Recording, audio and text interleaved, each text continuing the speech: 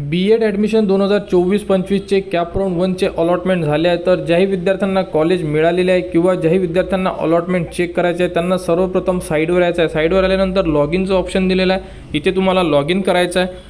Log इनमध्ये तुम्हाला तुमच्याकडे एक ID आहे आणि पासवर्ड आहे। ज्या ID आणि पासवर्डने आपण आपले ऑप्शन फॉर्म फिल केले आहे तो ID टाका, पासवर्ड टाका आणि लॉग इनला क्लिक करा।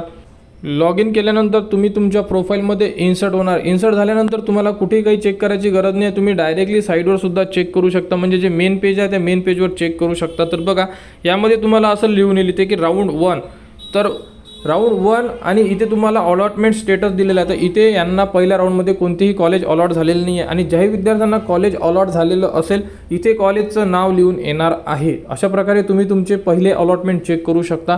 तर ज्याही विद्यार्थ्यांनी राऊंड 1 आणि राऊंड 2 साठी ऑप्शन फॉर्म फिल केले होते त्यांनी त्यांचे पहिले अलॉटमेंट चेक करून घ्या।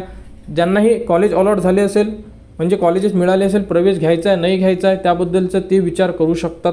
तर तुम्ही जर तुम्हाला ॲडमिशन घ्यायची असेल तर तुम्ही डायरेक्टली कॉलेजला जाऊन सुद्धा प्रवेश घेऊ शकता। तर या प्रोसेसनी तुम्ही तुमचे अलॉटमेंट चेक करू शकता। पुढील राऊंडसाठी आणि पुढील अपडेटसाठी आपल्या चॅनलला सबस्क्राईब करा व हा व्हिडिओ इतरांपर्यंत शेअर करा।